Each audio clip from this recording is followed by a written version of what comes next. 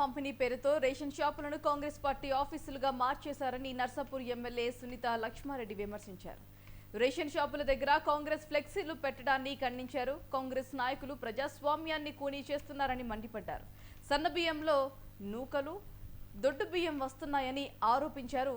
ప్రజా పదంలో ఎంపిక చేసిన లబ్ధిదారులకు కొత్త రేషన్ కార్డులు ఇవ్వాలని సునీతారెడ్డి డిమాండ్ చేశారు. ఎన్నికల్లో ఇచ్చిన హామీలను అమలు చేయడంలో కాంగ్రెస్ విఫలమైందని దుయ్యబట్టారు ఎమ్మెల్యే సునీత లక్ష్మారెడ్డి.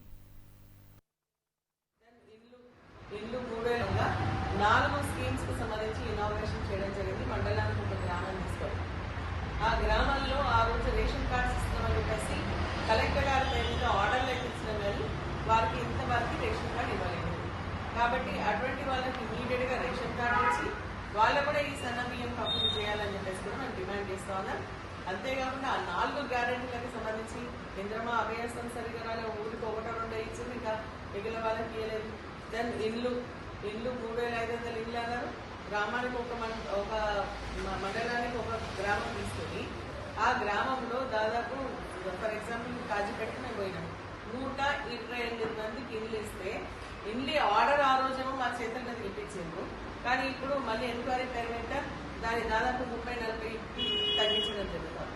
అంటే గతంలో ఇల్లు వస్తున్నాయనో, ఇల్లు స్థలం లేదనో, లేదంటే ఇంట్లో ఒక్కరికే ఇస్తామనో, లేదంటే స్థలం లేదు, ఈ విధంగా వివిధ కారణాలు అంటే కారు ఉందనో, లేదంటే మన ట్రాక్టర్ ఉందనో, ఈ విధంగా కండిషన్స్ పెట్టేసి మళ్ళీ తీసేసి దాంట్లో కుదించిస్తా ఉన్నారు. కాబట్టి ఆ రోజు ఆర్డర్లు ఇచ్చిన ప్రతి ఒక్కరికి ఇవ్వాలా, అర్హత ఉన్నటువంటి ప్రతి ఒక్కరికి ఇల్లు ఇవ్వాలని చెప్పేసి కూడా మనం డిమాండ్ చేస్తా ఉన్నాం.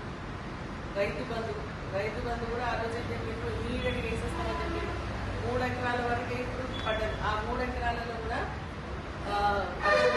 లేకుంటే అర్ధ ఎకరా లేకుంటే ఎకరాలు ఉన్నటువంటి వాళ్ళంతా చాలా మందికి ఆ లబ్ధిదారులకి పడలేదు. గతంలో కేసీఆర్ గారు ఇచ్చినటువంటి పడ్డటువంటి వాళ్ళ విధంగా 4